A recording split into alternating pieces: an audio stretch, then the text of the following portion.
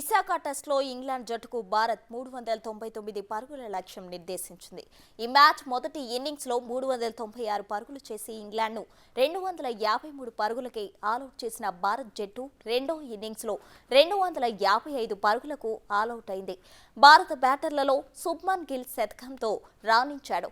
భారత్ ఓపెనర్లు యశస్వి జైస్వాల్ 17, రోహిత్ శర్మ 13 పరుగులకే పెవిలియన్ చేరగా శ్రేయస్ అయ్యర్ 29, రాజిత్ పాటిదా 9 పరుగులకే వెనుతిరిగారు. మరోవైపు శుభ్మన్ గిల్, అక్షర్ పటేల్తో కలిసి భారత్ ఇన్నింగ్స్ చక్కదిద్దారు.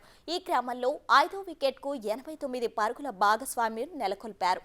గిల్ 104 పరుగులు చేసి పెవిలియన్ చేరగా అక్షర్ పటేల్ 45 పరుగులతో రాణించాడు. రెండు ఇన్నింగ్స్లలో కలిపి భారత్ 398 పరుగులు ఆధిక్యం సాధించింది. తర్వాత రెండో ఇన్నింగ్స్ ప్రారంభించిన ఇంగ్లాండ్ జట్టు మూడో రోజు ఆట ముగిసే సమయానికి వికెట్ నష్టానికి 67 పరుగులు చేసింది. టీమిండియా స్టార్ శుభ్మన్ గిల్ శతకం పూర్తి చేశాడు. రెండో టెస్టులో కీలకమైన రెండో ఇన్నింగ్స్లో గిల్ 132 బంతుల్లో 11 ఫోర్లు 2 సిక్స్లతో 100 పరుగులు చేసి సత్తా చాటాడు. వన్డౌన్లో శుభ్మన్ గిల్కు ఇది తొలి సెంచరీ. ఇదే ఇంగ్లాండ్తో జరిగిన తొలి టెస్టులో పెద్దగా రాణించని గిల్ రెండో టెస్ట్ తొలి ఇన్నింగ్స్లోనూ త్వరలోనే అవుట్ నిరాశను మిగిల్చాడు. గత 5 టెస్టుల్లో గిల్ అత్యధిక స్కోరు 36 పరుగులే. వైజాగ్ టెస్టులో 34 పరుగులు చేసి జోరు మీద కనిపించి హాఫ్ సెంచరీ అయినా చేస్తాడన్న అభిమానుల ఆశ నెరవేరలేదు. కానీ రెండో ఇన్నింగ్స్లో అద్భుత శతకంతో మ్యాచ్ను పూర్తిగా భారత్ చేతుల్లోకి తెచ్చేశాడు గిల్.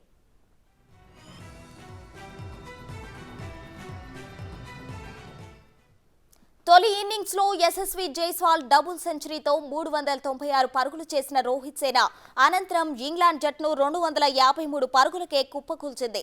బూమ్రా పదునైన బంతులతో బ్రిటిష్ జట్టు పతనాన్ని శాసించాడు. 6 వికెట్లు నేలకూల్చి టీమిండియా విజయ అవకాశాలను మెరుగుపరిచాడు. తొలి ఇన్నింగ్స్లో బ్రిటిష్ జట్టుకు ఓపెనర్లు శుభారంభం అందించారు.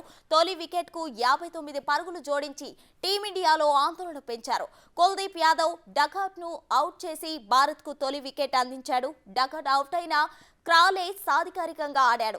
శతకం దిశగా సాగుతున్న క్రాలేను ఆకర్ష్ పటేల్ అవుట్ చేశాడు. 76 పరుగులు చేసి క్రాలే అవుట్ అవగా 118 పరుగుల వద్ద ఇంగ్లాండ్ రెండో వికెట్ కోల్పోయింది. తర్వాత బూమ్రా నిప్పులు చెరిగే బంతులతో బ్రిటిష్ జట్టును ముప్పతిప్పలు పెట్టాడు. తొలుత బెయిర్ స్టోను అవుట్ చేసిన బూమ్రా ఆ తర్వాత తొలి మ్యాచ్ హీరో ఓలీ పోప్ను క్లీన్ బౌల్ చేసి ఇంగ్లాండ్కు దిమ్మ తిరిగే షాక్ ఇచ్చాడు. 25 పరుగులు చేసిన బెయిర్ స్టోను బూమ్రా అవుట్ చేశాడు.